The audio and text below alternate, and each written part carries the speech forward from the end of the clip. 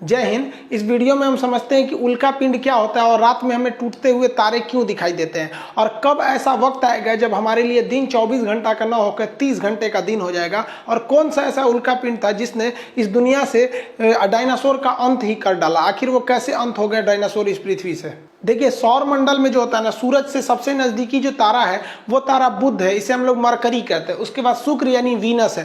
Third number पे हम आते हैं अर्थ यानी पृथ्वी। इसके बाद मंगल आता है। मंगल के बाद बृहस्पति। मंगल और बृहस्पति के दोनों के ऑर्बिट के बीच, इनके कक्षाओं के बीच ग्रहों के छोटे छोटे टुकड़े हैं सब। इन टुकड़ों को हम क्षुद्र ग्रह या एस्टेरॉइड कहते हैं। ये सौर मंडल पे बहुत ज्यादा इफेक्ट डालते हैं ये एस्टेरॉइड। ये एस्टेरॉइड भी सूर्य का चक्कर लगाते हैं, लेकिन कभी कभी क्या होता है, ये आपस में टकरा जाते हैं। आपस में टकराने से इनका डायरेक्शन बदल जाता है और मंगल इन्हें अपनी ओर खींच लेता है, इन्हें आकर्षित कर लेता है मंगल अपनी ओर गुरुत्वाकर्षण के कारण। लेकिन मंगल भी क्या है, गतिशील है। तो मंगल आकर्षित करने के बाद अपने यहां से उठ के चला जाता है, क्योंकि ये गति कर रहा है। मंगल उठ के यहां चला गया। अब ये बकलोलवा जो है ये आपका यहां से सीधे आके गिर जाता है पृथ्वी पर। तो ये जो क्षुद्र ग्रह जो मंगल और बृहस्पति की कक्षा में था, आपस में टकराने और दिशा भटकने और साथ ही साथ मंगल के गुरुत्वाकर्षण द्वारा खींच लेने के कारण ये कहां चला आता है, इस डायरेक्शन में, और पृथ्वी इसे अपनी ओर खींच लेती है। तो इसे कहते हैं हम लोग उल्का पिंड। अगर ये पृथ्वी पे गिर गया ना तो किसी की जान ले लेगा, और ये हमेशा गिरते रहते हैं, पर डे ये गिरते रहते हैं पृथ्वी पर। पता चला हमारे ऊपर ही गिर गया तो मर ही जाएगा आदमी, उतना भयानक दूर से गिरता है। तो इसके लिए हमारी रक्षा करने के लिए हमारे चारों ओर है वायुमंडल, एटमॉस्फेयर है हमारे ऊपर। 640 किलोमीटर मोटी हवाओं की परत है। ये हमारे लिए एक सुरक्षा कवच का काम करता है। ये अगर नहीं रहता तो हम सब मर जाते हैं। जब कभी भी क्षुद्र ग्रह वायुमंडल में प्रवेश करता है तो इस पर हवाओं का फ्रिक्शन इतना ज्यादा लगता है, इतना ज्यादा, आप ऐसे ही अंदाजा लगाइए ना, खूब स्पीड ट्रेन चल रही है, उसमें से सर बाहर निकलिए, कितना हवाओं का दबाव लगेगा खूब स्पीड में। इसीलिए तो एरोप्लेन की खिड़की खुलती नहीं है, तो कोनो बाहर मुड़ी निकालेगा, फेंका जाएगा, इतना तेज घर्षण लगती है। बुलेट ट्रेन में से आप बाहर नहीं झांक सकते, इतनी स्पीड रहती है। और इन लोग की तो स्पीड हजारों किलोमीटर रहती है, जिस वजह से ये घर्षण होने लगता है और इसका टेम्परेचर हो जाता है 1500 से लेके 3000 डिग्री सेल्सियस, जिस कारण ये जलने लगते हैं। और ये जलते हुए टुकड़े को हम कहते हैं उल्का। ये जल के ऊपर ही खत्म हो जाते हैं। लेकिन किसकी कुछ ऐसे उल्का होते हैं जिनका साइज बड़ा होता है और पूरी तरह जले बिना ही ये पृथ्वी पर आके धमाक से गिर जाते हैं, जिन्हें हम उल्का पिंड कहते हैं। ये जब पृथ्वी के वायुमंडल में एंट्री करते हैं तो पूरी तरह से जलने लगते हैं। ये जहां गिरते हैं वहां भीषण तबाही लेके चले आते हैं। तो ये बहुत ज्यादा जरूरी है। और जब कभी ये ज्यादा मात्रा में गिरने लगते हैं, बहुत सारे टुकड़े हैं सब बहुत ज्यादा एक साथ एकदम ग्रुप बाय ग्रुप जब ये गिरने लगते हैं तो इन्हें हम लोग कहते हैं लाइट शावर। लाइट शावर से क्या होता है, बहुत सारी रोशनी होने लगती है। ऐसी घटना अगस्त 2017 में हुई थी, जब भारत में चोटी कटुआ का हल्ला हुआ था कि कोई आ रहा है महिलाओं का चोटी काट के चला जा रहा है। उसी समय एक और हल्ला हुआ था कि अगस्त के महीने में एक ऐसा दिन आएगा 11 अगस्त जब रात ही नहीं होगा। ऐसा नहीं था, रात होता, लेकिन उस समय घटना क्या होने वाली थी, लाइट शावर होने वाली थी। ये बहुत सारे छोटे छोटे उल्का पिंड गिरने वाले थे और जब वो जलने लगते थे एक रोशनी होता, बहुत बड़ा रोशनी नहीं होता, लेकिन उसे लाइट शावर कहते थे। और इसे व्हाट्सएप पर ऐसा फैलाया गया जैसे लग रहा था कि रात ही नहीं होगा। रात हुई थी, बस हल्का सा रोशनी हुआ था। अफ्रीका के साइड में ये घटना देखने को मिली थी। जैसे ये वायुमंडल में प्रवेश करते हैं तो ये जलते हुए दिखाई देते हैं, जिन्हें हम टूटता हुआ तारा कहते हैं। ये देख रहे हैं ना, ऐसे गिरता है यहाँ पे, रात में आप भी देखे होंगे टूटता हुआ तारा, ये उल्का रहता है। इसे शूटिंग स्टार के नाम से जाना जाता है। आप रात के समय इस तरह से शूटिंग स्टार टूटता हुआ तारा देखे होंगे। लोग कहते हैं इसको देख के मन्नत मांगिए ना तो कुछ पूरा हो जाता है। स्टूडेंट लाइफ में लड़का सब मन्नत कौन सी मांगता है सर, कि भगवान बड़ी दिन से पीछे पड़े होकर ये बेरी फंसा दीजिए। अरे लोल कहीं का ऐसा ऐसा मन्नत मांगता है सर। इस टूटल तारा थोड़ी है, ये तो क्षुद्र ग्रह जो घर्षण से क्या हो रहा है, गिर रहा है। लेकिन जब कभी ये पूरी तरह जले बिना अब पूरी भड़ाक से पृथ्वी पे गिर जाता है तो उसे हम लोग कहते हैं उल्का पिंड। ये बिहार में मधेपुरा के पास गिरा था। ये देखिए, ये क्या है, उल्का पिंड है। इसे दे दिया गया था उल्का पिंड को। जब ये जल रहा है तो इसे कहते हैं उल्का। देखिए, जल रहा है तो इसे क्या कहेंगे, उल्का। और जल के जब ये पृथ्वी पर गिर जाता है तो उसे उल्का पिंड कहते हैं। यहाँ मेटर और यहाँ मेट्रोइड के नाम से जाना जाता है। इसे बिहार के मुख्यमंत्री को भी सौंपा गया था, वो इसे म्यूजियम में रखवा दिए थे इस उल्का पिंड को। वर्तमान समय में जिस पृथ्वी पर हम रह रहे हैं उस पर कभी डायनासोरों का राज था। अगर वो नहीं मरते तो हमारे जीने के लायक पृथ्वी नहीं होती। तो आज पृथ्वी हमारे जीने के लायक है इसी उल्का पिंड के कारण है। इसका नाम था इजिप्टा। ये बहुत ही दूर से आ रहा था। ये इजिप्टा मंगल और बृहस्पति की कक्षा में था और आपस में में टकराने से इसका डायरेक्शन बदला, मंगल खींच के आगे चला गया और ये सीधे आके गिरा था पृथ्वी के ऊपर। आप यहाँ देखेंगे तो ये उल्का पिंड आ रहा है, यहाँ पे गिरेगा तो इसके कई टुकड़े इधर हवा में बिखरेंगे और पूरे पृथ्वी पर ये भूचाल ला के रख देगा ये उल्का पिंड। ऐसी ही घटना हुई थी जब डायनासोर खत्म हुए थे, ये हवा में पूरा फैल गया था। ये आज से लगभग 6 करोड़ साल पहले ये इजिप्टा नामक इतना बड़ा उल्का पिंड गिरा और इसने पूरे पृथ्वी का स्वरूप ही बदल दिया। ये वर्तमान मैक्सिको के पास गिरा था। जो मैक्सिको जो देख रहे हैं यहाँ पर, ये मैक्सिको की खाड़ी के पास वर्तमान समय में गिरा था और पूरी तरह से तबाही ला दिया था। यह जैसे ये पृथ्वी पर गिरा इतना बड़ा था कि ये जल के खत्म ही नहीं हुआ। इसका लगभग 10 गुना, जितना दिख रहा है इससे 10 गुना बड़ा था, लेकिन कुछ भाग तो जल के खत्म हो गए थे। जैसे ये गिरा बहुत बड़ा धमाका हुआ। इतना बड़ा धमाका था कि यह धमाका लगभग 20 हाइड्रोजन बम के बराबर था। सोचिए, एटम बम नहीं, हाइड्रोजन बम के बराबर यह धमाका था। और इस धमाके के कारण पृथ्वी का जो ऊपरी परत था वो विस्फोट करके उड़ गया। अब आप बताइए, कोई बिल्डिंग उड़ती है तो उसके तो ईंट पत्थर पूरे स्टोन भी बिखर जाते हैं और इसके पत्थर वगैरह हवा में उड़ गए। और जब ये हवा में उड़े तो जब वापस आए तो वो इतनी स्पीड में आए, उसका टेम्परेचर इतना ज्यादा हो गया था कि जो उड़ने वाले डायनासोर थे उनको तो वो हवा में ही मार दिया। और यहाँ का टेम्परेचर हो गया 200 डिग्री सेल्सियस। और इस एरिया के जितने डायनासोर थे, यहाँ के एरिया के, वो सारे डायनासोर मारे गए। लेकिन ये तबाही का केवल एक ट्रेलर था, असली तबाही तो इसके बाद शुरू हुई। इतना भीषण धमाका के बाद लगभग 10 तीव्रता का पृथ्वी पर भूकंप आया दूसरे साइड में, और पृथ्वी के इतिहास में ये अब तक का सबसे भीषण भूकंप था। इतना भयानक भूकंप से पृथ्वी पर चहल पहल, जितनी भी बड़े बड़े जीव जंतु थे ये भूकंप के शिकार हुए और दब के मर गए। और आपको पता है, हम भूकंप चैप्टर भी पढ़ा दिए हैं। भूकंप जब समुद्र के पास आता है तो वो ले लेता है सुनामी का रूप, और ये समुद्र के पास ही आया हुआ था, मैक्सिको की खाड़ी में गिरा हुआ था, जिस वजह से यहाँ भीषण भूकंप के साथ साथ सुनामी भी आ गई। और सुनामी की लहरें जो आई, पूरे समुद्र का पानी उठा के ले आके पटक दी और भीषण भूकंप आया। जितने डायनासोर थे सारे के सारे डायनासोर मारे गए और पृथ्वी के अंदर का जितने ज्वालामुखी थे वो विस्फोट करके उसमें से जहरीली गैसें निकलने लगी, रेडिएशन निकलने लगा, जिस वजह से जितने जीव जंतु थे उस वक्त के मारे गए थे। सारे के सारे जीव जंतु इन सारी घटनाओं का शिकार होकर मर गए। जो बच गए थे बड़े जीव जंतु वो भूखमरी से मर गए, क्योंकि पृथ्वी पर अब खाने के लिए कुछ बचा ही नहीं था। बचे तो केवल छोटे जीव जंतु जैसे चूहे वगैरह, जो कहीं छुप के बैठ सकते थे, थोड़ा बहुत खा के जी सकते थे। और उसके बाद धीरे धीरे मानव का आगे विकास हुआ। जब ये इजिप्टा नामक उल्का पिंड मैक्सिको की खाड़ी के पास टकराया था तो पृथ्वी के टेक्टोनिक प्लेट में बहुत ज्यादा हलचल हुई थी और अफ्रीका के पूर्वी भाग में एक पर्वत का निर्माण हो गया, ऐसे टकराने की वजह से, झटका की वजह से। जैसे आपका घर, एक घर दूसरे घर पे गिरेगा तो कहीं से एक तो दीवार निकल जाएगा, कहीं से कुछ हो जाएगा, वैसे यहाँ पर एक बहुत बड़ा पर्वत का निर्माण हो गया, जिसकी मैं अभी इसी के एरिया पे आपका किलिमंजारो है और ये रिफ्ट वैली है। अब इस पर्वत के निर्माण ने पृथ्वी की सामूहिक संरचना को बदल दिया, क्योंकि पृथ्वी जो घूमती है वो पश्चिम से पूरब डायरेक्शन में घूमती है। ये पश्चिम से पूरब डायरेक्शन में घूमती है, जिस वजह से बारिश लाने वाली ज्यादातर हवाएं जो हैं वो आपके इधर डायरेक्शन से आ रही थी यहाँ पर। और ये पर्वत जो थी बारिश लाने वाली हवाओं को रोक दिया, जिस वजह से मानसून नहीं आ पाया और अफ्रीका का ये भाग जो हरा भरा था, जिसमें बहुत ज्यादा जीव जानवर रह रहे थे, वो पूरी तरह से मरुस्थल बन गया। अब ये जगह रहने के लायक नहीं हुआ, धीरे धीरे मरुस्थल हो गया, जिसे आज हम सहारा मरुस्थल के नाम से जानते हैं। और यहाँ बंदरों की बहुत ज्यादा प्रजाति थी। अब वो बंदरों को खाने के लिए जगह नहीं था, तो वो बंदर अब जमीन पर उतरने लगे और इधर उधर जाके तलाशने लगे खाने पीने की। ज्यादातर खाने की चीजें जो थी वो कुछ नदियों के किनारे मिल रही थी। यहाँ की सबसे फेमस नदी थी नील नदी, उसी के अगल बगल में बंदरों की प्रजाति थी। लेकिन बंदर कभी सीधे नहीं खड़े हो पा रहे थे, क्योंकि उनका गर्दन जो था वो एकदम साइड में था। देखिए, जिस जानवर का गर्दन एकदम साइड में रहेगा ना, वो जल्दी सीधा खड़ा नहीं हो पाएगा। जैसे यहाँ देखिए, गाय का गर्दन, ये गर्दन है, यहीं पे सर शुरू हो गया है। गर्दन और सर एक सपाट रहेगा ना तो सीधा नहीं खड़ा हो पाएगा, क्योंकि स्पाइनल कॉर्ड को खोपड़ी के बीच से जाना है।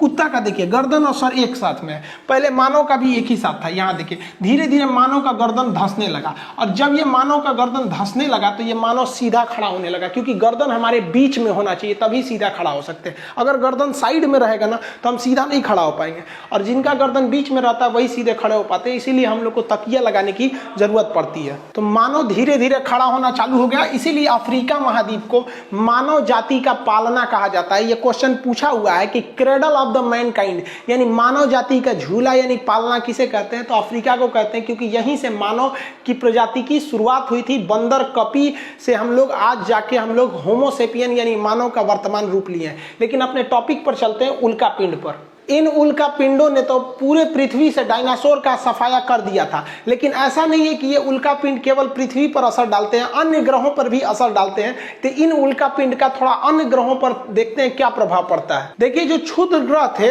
वो मंगल और बृहस्पति की कक्षा में तो घूम रहे थे। इनके आने का भी दो डायरेक्शन होता है। पृथ्वी के ये घूमने का डायरेक्शन है, पृथ्वी ऐसे घूमती है। अगर ये पृथ्वी के घूमने के डायरेक्शन में आ रहे हैं, यानी जिधर पृथ्वी घूम रही है उसी डायरेक्शन में आ रहे हैं, तो इन्हें मेटियोर यानी उल्का कहा जाता है। अब चूंकि ये पृथ्वी के डायरेक्शन में घूम रहे हैं, नदी के बहाव में चलेंगे तो आपका स्पीड ज्यादा रहेगा, इस वजह से इनका स्पीड भयानक रहता है। 72 किलोमीटर प्रति सेकंड की रफ्तार से ये पृथ्वी के वायुमंडल में घुसते हैं और जलने लगते हैं। तो याद रखिएगा, उल्का उसी को कहेंगे कि वैसा ही क्षुद्र ग्रह जो पृथ्वी के डायरेक्शन में एंट्री मारा है उसी को ही उल्का कहेंगे, और इसकी स्पीड बहुत तेज होती है। देखिए, वैसा क्षुद्र ग्रह जो आया तो है यहीं से, लेकिन ये पृथ्वी के डायरेक्शन के विपरीत दिशा में, देखिए ये ऐसे आ रहा है तो ये पृथ्वी के विपरीत दिशा में एंट्री मार रहा है। तो जो पृथ्वी के विपरीत दिशा में एंट्री मारता है उसे हम लोग उल्का नहीं कहते, उसे हम लोग कहते हैं बोलाइट। और बोलाइट का स्पीड कम हो जाता है क्योंकि ये अपोजिट डायरेक्शन से एंट्री मारा है। अब आप वीडियो को रोकिए और आंसर दीजिए कि ज्यादा चमकीला कौन दिखेगा, क्योंकि जैसे एंट्री मारेगा हवाओं के घर्षण से ये जलने लगेगा। ज्यादा चमकीला उल्का दिखेगा कि ज्यादा चमकीला बोलाइट दिखेगा।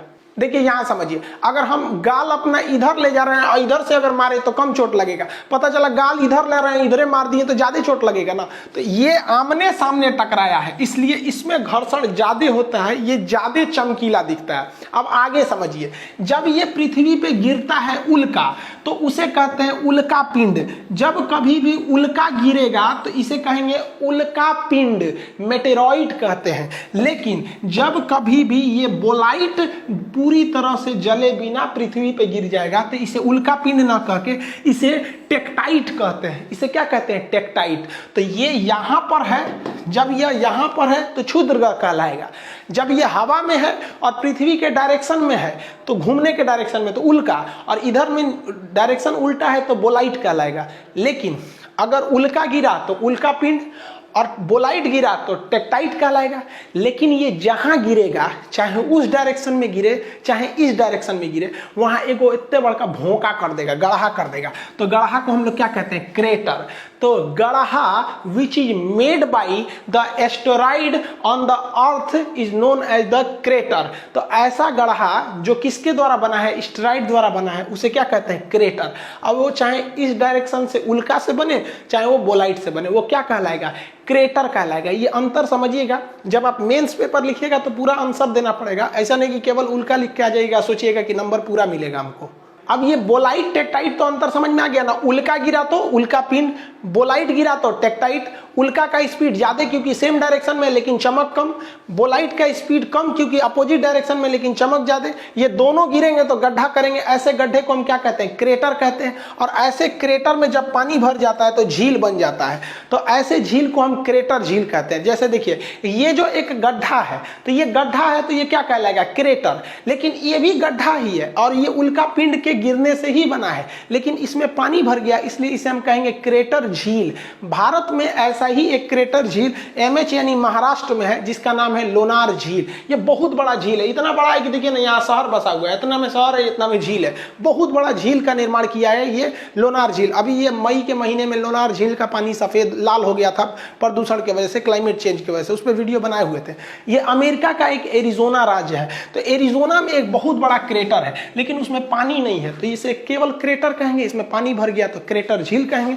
यहाँ देख रहे हैं 2 सीबीएसई बोर्ड वाला घूमने गया है सब, यहाँ पे एरिजोना में सब सीबीएसई वाला है, बहुत घूमता है सीबीएसई वाला। अब किसी ना किसी चीज का तो साइड इफेक्ट पड़ता है, तो इस क्रेटर, ये जो उल्का पिंड गिर रहे हैं यानी ये मेटर और मेट्रॉइड गिर रहे हैं, इनका इफेक्ट क्या पड़ता है? तो इनके कई सारे इफेक्ट पड़ते हैं। सबसे पहले तो ये रेड रेन करने लगते हैं। जब ये पृथ्वी के वायुमंडल में प्रवेश करते हैं तो ये जलने लगते हैं, जिस वजह से इनका राख रहता है और ये रेड कलर के रहते हैं, मंगल के पास से आए रहते हैं तो ये रेड कलर के रहते हैं, जिस वजह से जब ये पृथ्वी पर धीरे धीरे आते हैं तो उसे लाल वर्षा कहते हैं, रेड रेन कहते हैं। आप कंफ्यूजन मत हो जाइएगा। एक होता है आपका एसिड रेन।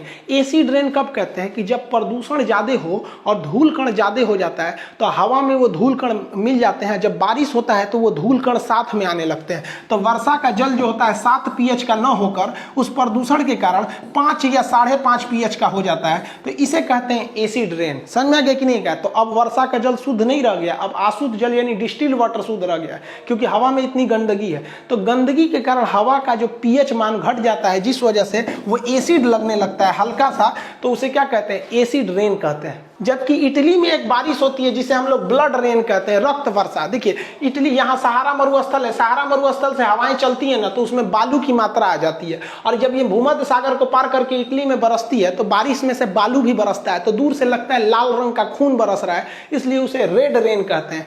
जबकि एक होता है आर्टिफिशियल वर्षा यानी कृत्रिम वर्षा, वो सिल्वर आयोडाइड के कारण होती है कृत्रिम वर्षा। ये ज्योग्राफी में जब हम वर्षा पढ़ाएंगे तब बताएंगे, अभी टॉपिक पे आते हैं। तो आप पहला इफेक्ट पढ़ें कि रेड रेन होती है, लाल रंग की बारिश होती है, रक्त वर्षा नहीं होती, रेड रेन। इससे ग्लोबल वार्मिंग होने लगता है, यानी टेम्परेचर पृथ्वी का बढ़ने लगता है। आप देखिए ना, इतने ज्यादा उल्का पिंड एंट्री मारेंगे मेट्रॉइड और वो जलने लगेंगे, जलेंगे तो टेम्परेचर बढ़ेगा, टेम्परेचर बढ़ने से ग्लोबल वार्मिंग होती है, तो इनसे ग्लोबल वार्मिंग की भी समस्या उत्पन्न हो जाती है। ग्लोबल वार्मिंग शब्द बैली बेकल ने दिया था, एसएससी सीजीएल का क्वेश्चन है कि ग्लोबल वार्मिंग शब्द किसने दिया था।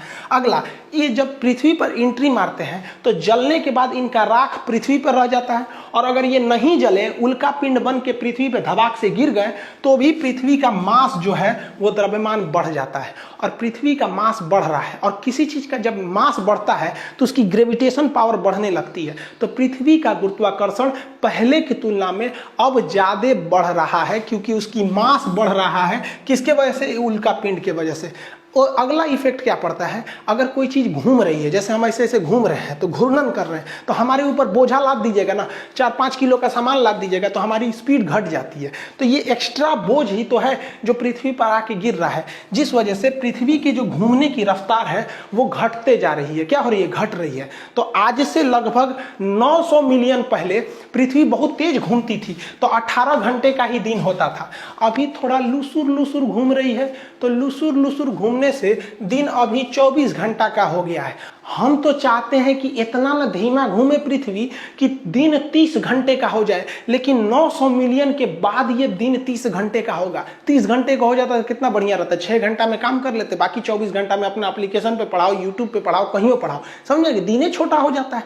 तो आने वाले 900 मिलियन साल बाद पृथ्वी पर इतना उल्का पिंड गिरेगा कि एकदम ये लुसरा हो जाएगी, लुसुर लुसुर समझते हैं, लेजी, और इतना धीमा हो जाएगा कि 30 घंटे का क्या होगा? एक दिन होगा। जल्दी हो इसका काम। आपको पता है कि पृथ्वी झुकी हुई है, तो इसका अगला इफेक्ट ना इसके झुकाव पे पड़ता है। कोई चीज झुका है, ओके, और ला दिए ऐसे, और ला दिए ऐसे ऐसे, तो और झुक जाएगा।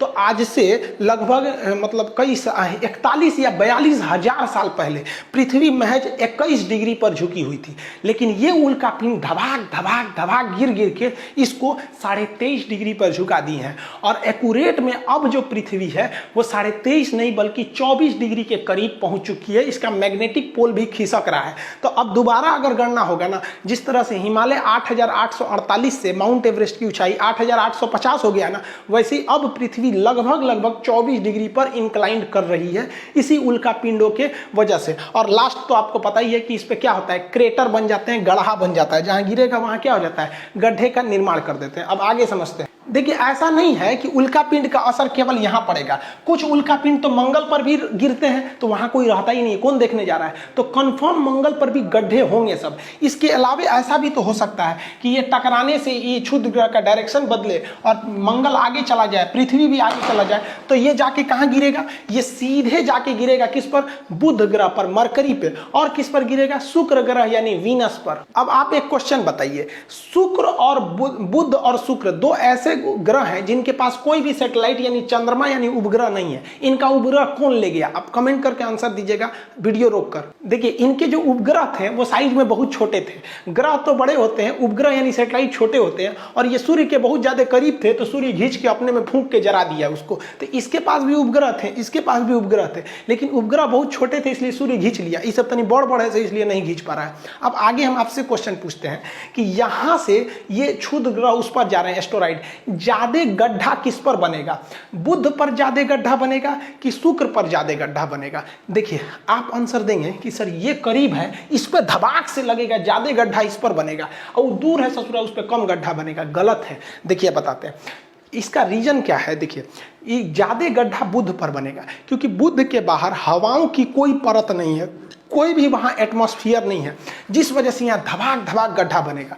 और शुक्र के चारों ओर एटमॉस्फेयर है, ये अलग बात है कि उसकी हवाओं में ऑक्सीजन नहीं है, कार्बन डाइऑक्साइड है, सल्फर डाइऑक्साइड है, जिससे हम सूंघकर जिंदा नहीं रह सकते हैं, तो इस पे भी वायुमंडल है लेकिन उस पर ऑक्सीजन नहीं है, तो ये इस पे का जो वायुमंडल है ना, इस क्षुद्र ग्रहों को वहां टकराने से बचा लेगा, ऊपर ही जला के खत्म कर देगा, इसलिए इस पर गड्ढे छोटे बनेंगे और इस पर कोई वायुमंडल नहीं है, इसलिए भड़ाम भड़ाम गड्ढा बनेगा। ये क्वेश्चन पूछा भी है कि सबसे ज्यादा गड्ढे किस ग्रह पर है, तो बुध पर है, उसके पास कोई वायुमंडल ही नहीं है। अब वायुमंडल यानी हवा नहीं रहेगी ना, तो सूरज की गर्मी को रोक के रख भी नहीं पाएगा, आएगी गर्मी लेकिन चली जाएगी, इसलिए ये सूरज के सबसे करीब होने के बावजूद भी सबसे ज्यादा गर्म ग्रह नहीं है। सबसे ज्यादा गर्म ग्रह शुक्र ग्रह है, ये सबसे ज्यादा गर्म है, जिस वजह से सबसे ज्यादा चमकीला है, चमकता है, तो सबसे ज्यादा सुंदर है, पृथ्वी से तुलना रखता है, तो पृथ्वी की भगिनी, पृथ्वी की नानी, पृथ्वी की सौतन, पृथ्वी की जुड़वा, जितना नाम है सब ससुरा शुक्र का नाम है, समझ में आ गया। तो ये ज्यादा गर्म है क्योंकि इसके पास वायुमंडल है, ये गर्मी को लेता है और एब्जॉर्ब करके रखे रहता है, जबकि इसके पास वायुमंडल नहीं है, वो गर्मी को लेकर रात में छोड़ देता है, जिस वजह से शुक्र दूसरे नंबर पे होने के बावजूद भी सबसे ज्यादा गर्म ग्रह है। तो ये उल्का पिंड का असर आप दूसरे ग्रहों पे भी देख लिए और ये भी देख लिए कि इसका उपग्रह क्यों नहीं है और किसका टेम्परेचर इन दोनों में ज्यादा है। अब बात करते हैं हम चंद्रमा की कि भैया कहीं ये चांदे पे धबाक धबाक गिर जाएगा तब चांद का क्या होगा। देखिए दुर्भाग्यवश ये चांद पर भी गिरते हैं और बहुत ज्यादा मात्रा में गिरते हैं, क्योंकि मंगलवा खींच के भाग जाता है और उसके बाद आता है पृथ्वी, धबाक से गिर जाता है। और बेचारे हमारे चंद्रमा जी, इस चंद्रमा पर तो वायुमंडल भी नहीं है, हवाएं भी नहीं है, धबाक धबाक गिरता है चंद्रमा पर। तो चंद्रमा पर क्रेटर बहुत ज्यादा बना है, इतना ना गढ़ा गुढ़ी चंद्रमा पे बना है ना कि देखेंगे तो केवल गढ़ा है। तो इन गढ़ों को क्या कहा जाता है, क्रेटर कहा जाता है। तो इसमें बहुत ज्यादा मात्रा में क्रेटर बने, इन क्रेटर में सूर्य का प्रकाश ज्यादा अंदर नहीं जाता। आप ही बताइए ना, कहीं गड्ढा खोद दीजिएगा तो उसमें रोशनी थोड़ी ना जाएगा, ज्यादा गड्ढा में ज्यादा रोशनी नहीं जाता है, थोड़ा ही रोशनी जा पाता है। तो चंद्रमा की सतह जो है ना पूरी तरह से गड्ढा है, इसीलिए हमारा जो चंद्रयान गया था या फिर ज्यादातर जो भी चंद्रमा पे उतारे जाते हैं यान, उस सूर्य ज्यादातर गड्ढे में गिर जाते हैं सब और वो अपने संपर्क को खो देते हैं सब। तो चंद्रमा की सतह अगर आपसे कोई कह दे तो बराबर नहीं है, वो कैसा है, गड्ढा गढ़ही है। और इन गड्ढों में चंद्रमा पे सूर्य का प्रकाश नहीं जा पाता है, जिस वजह से ये गड्ढे जो होते हैं वो धुंधला दिखता है। तो चांद जो है ना वो धुंधला दिखता है। तो लोग कहते हैं चांद में दाग है, कोई अलग अलग कहानियां सुनाता है, अलग अलग राज्यों में अलग अलग कहानियां प्रचलित है कि चांद पर दाग आया क्यों था।